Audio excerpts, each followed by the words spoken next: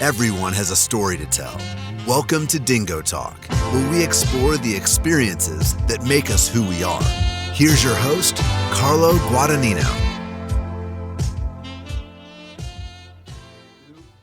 What's going on, Chuckleheads? I am Carlo Guadagnino. This is DingoTalk. This week, we're back in the OAC with head coach of the Fighting Muskies of Muskingum, head coach Erik Ieuter. Coach Ieuter is going to tell us about the Fighting Muskies program and how it took him his path to getting to Muskingum. Before we go any further into that, make sure if you're watching us on YouTube, hit the like button, hit subscribe so you don't miss anything. Appreciate you watching. Also, if you're listening to us on Spotify, Apple Podcasts, iHeartRadio, or wherever you get your podcasts, thank you. Make sure you hit the like and subscribe button there as well. We want to keep up with everything that is DingoTalk. You can follow us on the social medias, which are Instagram, TikTok, Facebook, and Twitter. The only one that's different is the Instagram page. It's dingo_talk. Like I said, we're back in the OAC, and we're going to talk to Coach Ieuter and what the plans are for the 2023 Fighting Muskies. Not my job to tell his story. It's his job to tell his story. That's why we're here. So without further ado, this is Coach Ieuter. What's going on, Chuckleheads, and welcome back to DingoTalk. I am Carlo Guadagnino. My guest this week is Coach Erik Ieuter, the head coach of the Muskingum Fighting Muskies. I wanted to make sure I got that out. That's a mouthful. Yeah. Coach, thank you for joining us. Hey, thanks for having me. Excited to talk to you. Absolutely. We've gone through a trek through the OAC, and I'm glad that we can have you on board. I'm going to do this like I do every week. We're going to take you back to 1999 and work our way forward. So, first things first, guy from Midland, Michigan. Why did you choose a Division III school? Well, I love sports. And honestly, I ended up out of high school. I ended up going to Albion College, playing there. I wasn't good enough to play at a Division I school, but I had that passion for the game. And actually, I played football and baseball at Albion, and really loved my time there, and had a great experience. So that was just the best opportunity for me to play at Albion. Well, and not only were you a two-sport athlete, judging by your dual degree in econ and English, why was that the route you went? In terms of getting into coaching? No, just in Albion. Why did you choose those as your or why did you choose English as your majors? Yeah. So honestly, like I knew I wanted to be involved in sports. And I waited till about the last second to declare my major. And, I ended up, all right, business, is solid. So I'll go into business. I like to read and write. I was good at English. So I ended up picking that up as the second major, just because I had taken a lot of those classes. And, so it worked out to be able to, at a smaller school, be able to get a double major. And then, so when you choose to further your education, I'm guessing that plays a role into wanting to get into coaching. Why did you want to get into coaching?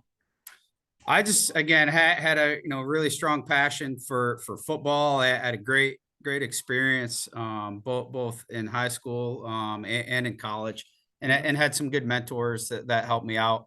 In college, really get into college coaching. A guy by the name of Dave Arnold, who was our offensive line coach, and our head coach at Albion, Craig Rundle, really helped me get rolling.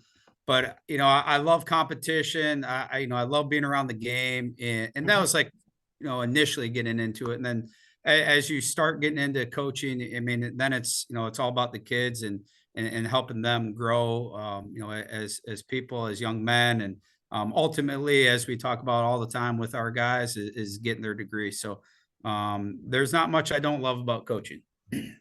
Now, why was Adams where you decided?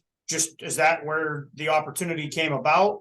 Yeah. So I went out west to Adams State College, and it was where the opportunity. I was writing, hundreds of letters to college coaches and trying to get an opportunity just to get my foot in the door. And that was the one that opened, and it was a good experience. I was only there a year, But I was able to get my master's in a full year there in health and physical education. So, it was good. Gentleman and a scholar, I take it. I guess. So as you said, you're only there for a year. Then the next jump, it's a little longer of a tenure there at Grand Valley State, and there's a lot of success going on through that. Walk us through what that experience was like. Yeah, I was really fortunate to be on Chuck Martin's first coaching staff. He took over for Brian Kelly at Grand Valley as head coach. And, honestly, what I had done I didn't know anybody on staff. I had written a bunch of letters again. This was at the end of the summer. So I was thinking I was going to go back to Adams State for year 2. But I had already finished my master's. And Coach Martin happened to open my handwritten letter and said, "Hey, can you be here in a day?" And I'm like, "Yep." And I'm in the car. Yeah, I hopped in the car. So it was right before the start of training camp, I think, had actually started. Then went to Grand Valley. It was it was an awesome experience. They were defending national champions. We didn't win it our first year, but I was part of the 2005 national championship team at Grand Valley, and as you can imagine, unbelievable experience. Now that's a Division II. So what's the difference from that experience and the experience that you had prior to that? Because you were Division III, right? Yeah. So Adams State is also Division II, just a little bit smaller. But I mean, just at Division II, you have scholarships. Most guys are on partial scholarships for Division II football, so there aren't a lot of them that are necessarily full rides. But I mean, honestly, the difference between D2 and D3 is sometimes a little bit of size and athleticism. I mean, guys still love to play the game. You still got guys that want to get their degree. Not a lot of crazy big differences. Well, and then, so after your time at Grand Valley, you decide to go back to your home state of Michigan. You spent 11 years at Michigan Tech. How did that come about, and why was that the logical move for you? Why was that the next step you took? Yeah, so I was a graduate assistant at Grand Valley. So really, the next step for us as coaches to really get that full-time role. You need benefits and all that good stuff. So and to kind of coach your own room. And I had the opportunity to be the wide receiver coach at Michigan Tech back in 2006. And, our O-line coach at the time, Steve Brocklebank, at Grand Valley, he had known somebody up at Tech, and Tom Curley gave me my first opportunity up there, and grateful for that. And had an awesome experience, 11 years up there. And, I was able to work my way up. I started out as the wideout coach and recruiting coordinator, then worked to special teams coordinator for a few years, and then transitioned to the offensive coordinator, where I was calling the plays the last 6 years there. So I was able to grow throughout my time there, and thankful for my time there. Was that part of the reason? Obviously 11 years, that's a pretty long commitment. Is that part of it, is that there was this continuous growth in what your responsibilities became, and as you said, you were able to grow as a coach? Yeah. Continuous responsibilities for sure. I believed in what we were doing. I loved the guys up there, loved the staff, loved everything about it, honestly. And I had, my longtime girlfriend, who I'm still with, she was a basketball coach up there, so that helped, as well. So, it's a really good place. Well, and then this next question is going to be kind of foolish, because I completely understand it. One, as a Gator fan. Yeah. But so in 2017, you decide to head on down to Gainesville, Florida. Yeah. And that was a pretty special quarterback room that you were involved with, right? I mean, Kyle Trask, Fernandez is there. There's a lot of guys that were pretty big names. Yeah. We have Malik Zaire, we have Felipe Franks. We had Luke Del Rio. So we had 4 pretty darn good quarterbacks. It was it was a really good experience to after being a smaller college guy, to be able to experience the SEC and I love Coach McElwain. He gave me the opportunity to work for Doug Nussmeier, was our offensive coordinator, and learned a lot in a short amount of time. And it was that quarterback room was pretty good. Unfortunately, the year I was there, Kyle Trask, he had broke his foot, so he was banged up a lot of the year. We had some injuries, but Felipe Franks, he had a lot of talent for sure. Absolutely. Now, was there, so with all that talent in the room, do they, as a Division One, when you're in a Division One, when you're in that room with the quarterbacks, what's the competitiveness like, and what's the, trying to help the next guy up or down in that room? Is there a kind of a camaraderie that comes with that? Yeah, there wasn't. Guys were helping each other. I mean, guys were competing. Of course, everybody wants that position, and everybody was a competitor. And honestly, it was a really close quarterback competition. Trask was number 4 really at the time, and then he had some injury issues, and obviously came on later in his career. But we ended up it was really ended up being between Felipe and Luke Del Rio, but they both helped each other out quite a bit. And remember doing all the stats. I mean, we statted everything in practice, all the 7-on-7s, all the 1-on-1s. I mean, routes on air. Wow. I mean, we were statting those things to just to have as much information as possible to make our decision on who we went with at quarterback. And then following the 2017 season, you decide Florida's not for you. The sunshine and the 60-degree weather, or 60+ degree weather, make your way back up to Ohio.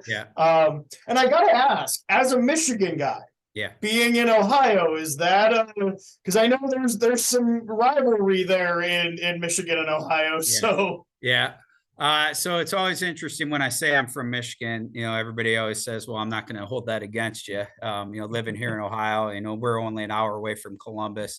But I always am quick to tell them that I'm a Michigan State Spartan fan, die hard there. So I don't care what you say about Michigan. It doesn't bother me. So why was Muskingum where you felt it was time to take that next step into the head coaching role? Yeah, for sure. So honestly, Coach McElwain at Florida, when he got let go, really without a month after the season, pretty much the rest of the staff got let go. So I was looking for the next opportunity. Had a few different things like Division II offensive coordinator positions again at some spots, but really I wanted to be a head coach. That when I got into college coaching, I wanted to be a college head coach. And so the opportunity worked out. The guy I mentioned earlier, Steve Brocklebank, he was our O-line coach at Grand Valley early in my career. Now he was becoming the new athletic director at Muskingum.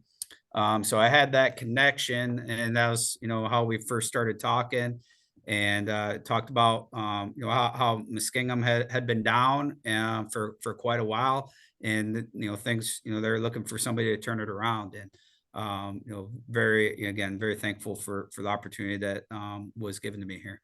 Well, and it's ironic, you actually were in the SEC, and as the coaches I've had from the OAC previous have dubbed the OAC the SEC of Division III. And let me tell you, that's written down here because it's not easy to say all in one. What makes the OAC so special? Oh man, you have to be ready to play every week. There's no question. I mean, it goes without saying. I mean, you have one of the top 2 teams in the country every year in Mount Union. So I mean, I don't know what their exact stats are, but I know they've got a ton of national titles, and they've very, very rarely lost a conference game, much less even had a close conference game. So you got the big dog in your conference. You get to go against the best of the best. And then you just have so many other good teams, besides Mount Union, and top to bottom. I think it's definitely the most competitive conference in D3, and I think coaches have a lot of respect for each other. I mean, I think everybody recruits hard. I mean, there's just a lot of really good programs, and there's a lot of good football in Ohio. So it makes for good recruiting around here. Now, let's talk about that first year at Muskingum. You guys showed up, you and your staff, and Yep. and there was a little bit of blood, a little bit of life injected into the program. Yeah. If I have this right, first time in a good bit that you had won more than 3 games. Yeah.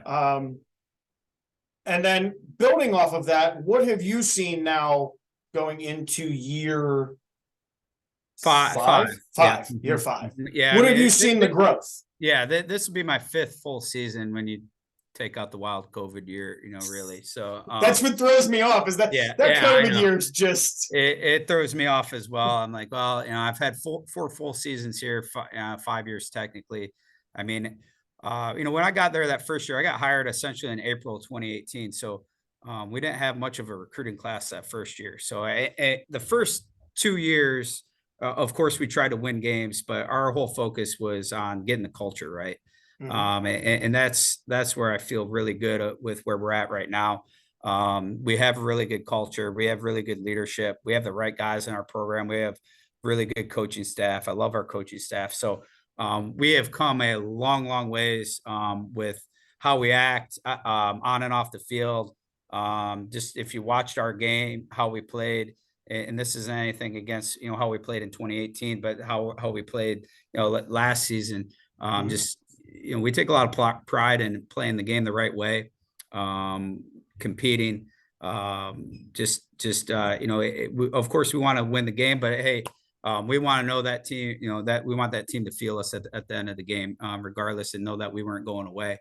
And the other thing I want to mention is we've done a heck of a job in the classroom, and that has gone hand in hand with turning around our culture. So we've gotten, again, the right type of guys that are serious about getting their degree. We really have just emphasized little things like going to class consistently, and we stay on our guys about that. So really proud about the growth that we've had.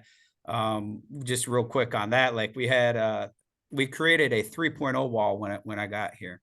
Okay. And so painted wall in the locker room, made a bunch of slots for guys to have their picture up if you get a 3.0 for the semester. We had like 10 guys when I took over that were on a 3.0. All right. So now we have over 5 times that. And so we want to continue to grow that, but we really have come a long ways in terms of culture and wins and losses on the field too. Now, if you're talking to a prospective student or a parent who's watching, what are you looking for in a student athlete? Yeah. So I go back to our core values, all right, which I've kind of mentioned a couple of them, but first thing we want is a high character guy. And that's always going to be number one for us. And, I tell our staff all the time, you can miss on somebody in terms of talent. All right. That's not going to be the end of the world, but let's do the best. And you're always going to be 100%, but do our best on not missing on somebody because they have too many red flags and they're a low character guy. Work ethic is our second core value. So we want somebody that wants to work, all right, that wants to be pushed to be great. All right. And that's super important to us. And you get a lot of that information, of course, from the high school coaches on what kind of worker, what kind of work ethic, does this kid have. And then competitors. We want guys that love to compete, not like to compete, love to compete, guys that are tough, because football is a tough game. You got to be physically tough. You got to be mentally tough. And then kind of what encompasses all of that is if we can find that and find somebody that loves to play football, just really loves the game, because these guys, they're not getting scholarship money. The Division III, you're playing for the love of the game. You're playing to get your degree. Football is a bonus, right? But they don't work any less hard than, a Division I athlete or Division II athlete. So we got to have guys that just love, because when you're doing, early morning conditioning or you're going through fall camp, and that's not easy stuff. If you only like to play football, you're not going to last. So more guys that we have that love the game is what we're looking for. And then following up on that one, what is the biggest change that you've seen in the game from when you were playing? Obviously I know from 2010 to now, it's a completely different world. I think I would pick up a lot more personal fouls this time around. Right. But what is for you? What has changed, and I guess what's still the same? That's a good question. I mean, there's obviously a lot of things that just evolve and change over time. You can't hit the quarterback hardly anymore. Well, for sure in the NFL you can't. No. But even in college, they're a lot more careful. I mean, hits to the head and targeting and those things that have changed how people tackle and do things. So, there's been some of that, and and then of course, like stylistically, there's a lot more throwing, I would say, passing and spread offenses, of course. And so we're kind of a little bit of an outlier on that, where we still run a pro style offense, where we still use a fullback 25% of the game or so. So, and we feel like that can be an advantage because, not a lot of people will, want to play smash mouth football. And again, in today's game, you have to be able to do both. You got to be able to come downhill and run when you need to, but you got to be able to, spread it out as well. So, but yeah, no, there's definitely a game it evolves every year, changes every year. And as you brought up, one of my now that I'm out of the game and I watch, it's greatest position of all time, the fullback dive. Give a fullback dive, and you know what? That middle linebacker might not like meeting you in the hole every time. He might the first time, but the second, third, and fourth, it's not going to be.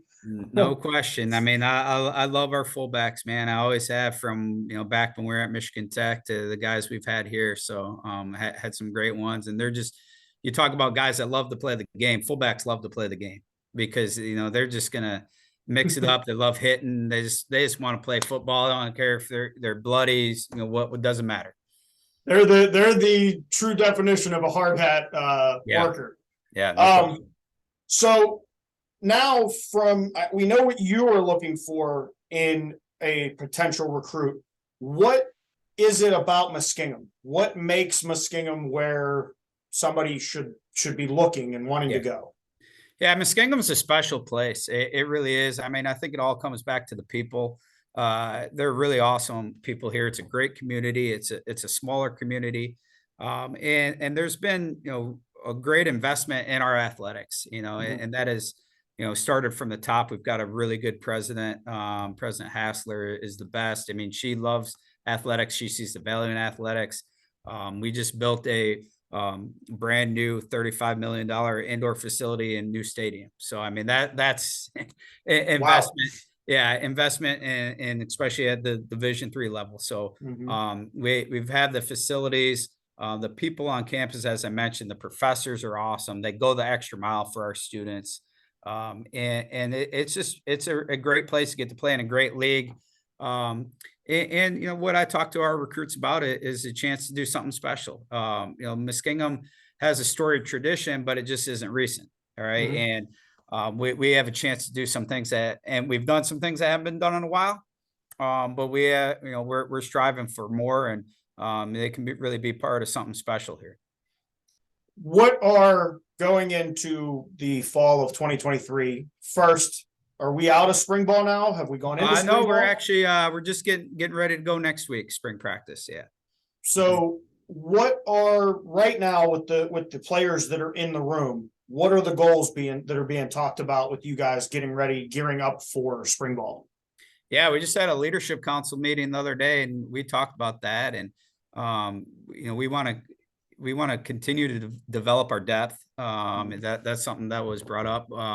And just we feel pretty good with a lot of our ones, a lot of our starters, and we want to have, football is a physical sport, so you got to have a lot of guys ready to go. So continue to get some of those young guys, because we felt like we had a lot of really talented freshmen this year. So just continue to develop and just raising the bar in everything that we do, how we practice, the attention to detail that we have in practice, the intensity in which we practice, not giving away, a practice. Like, we're going to take advantage of every single day that we're out here.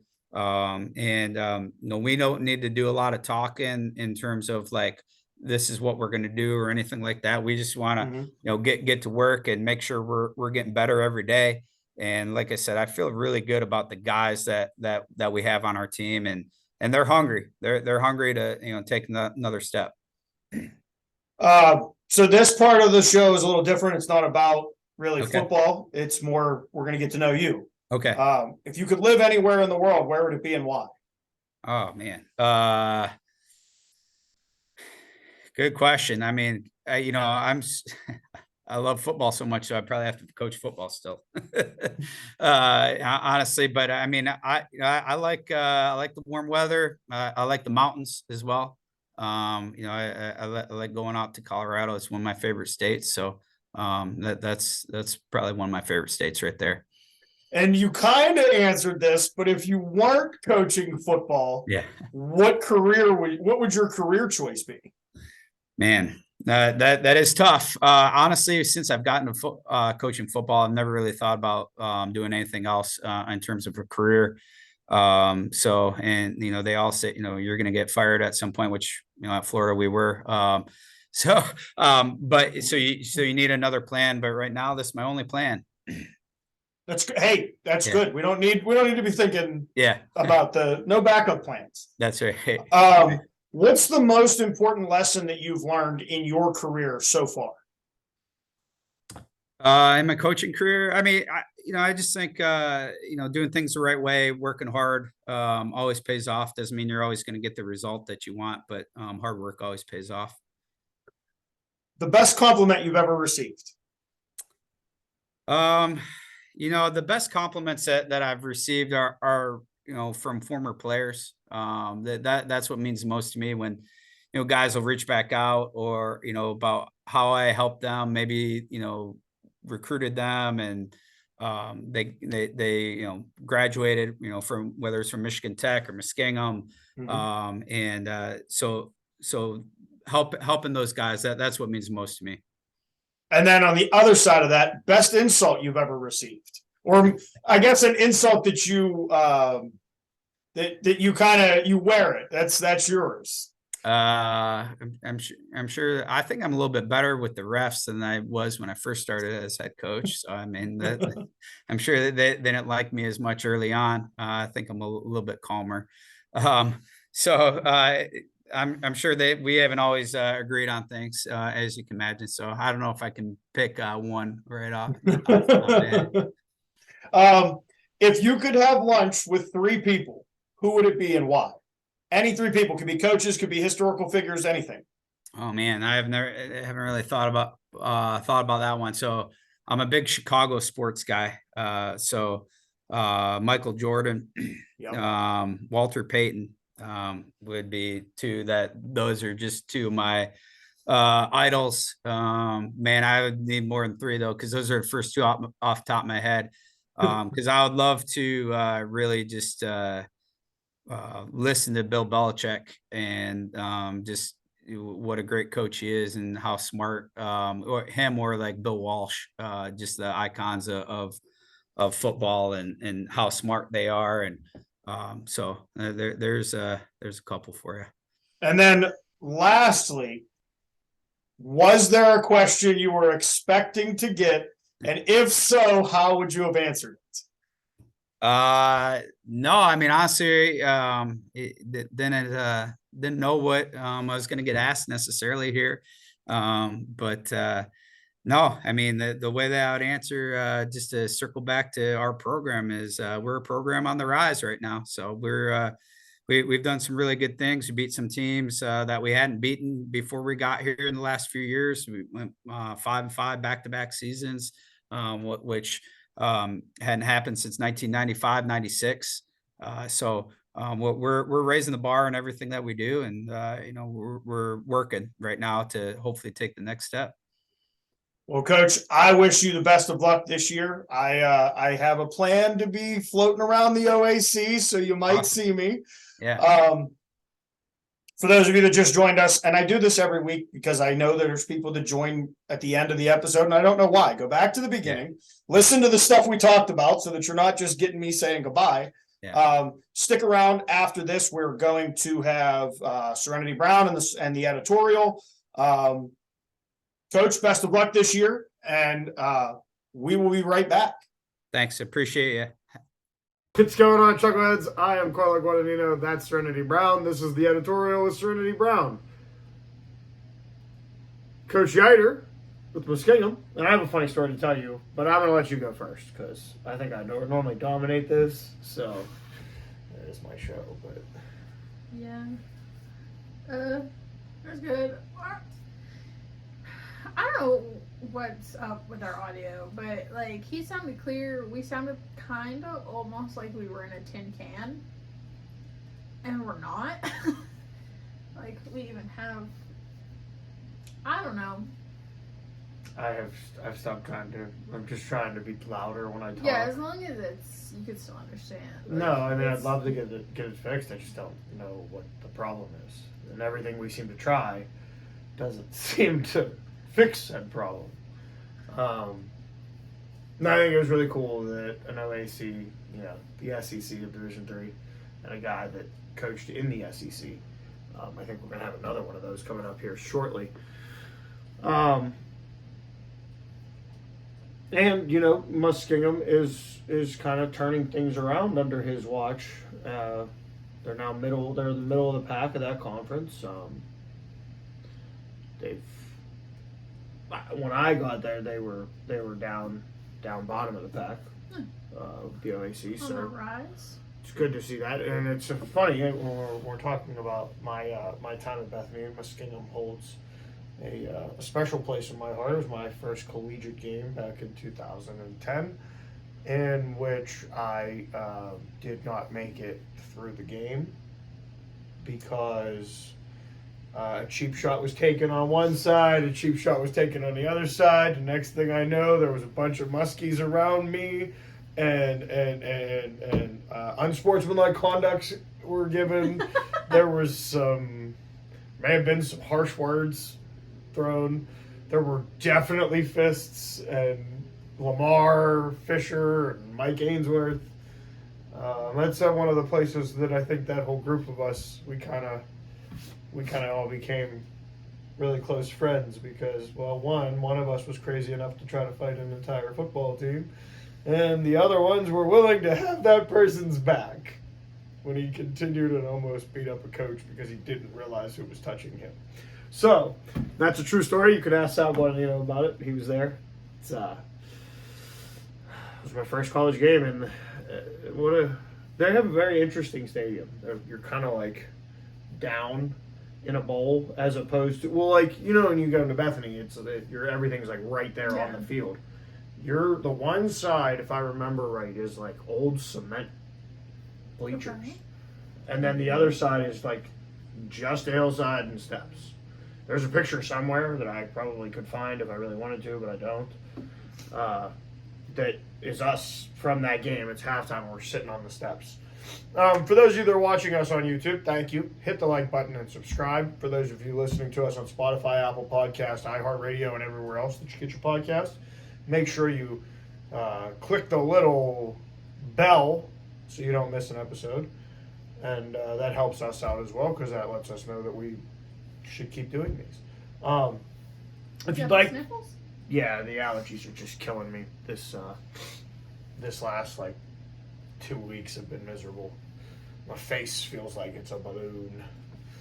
Where was I? Social medias.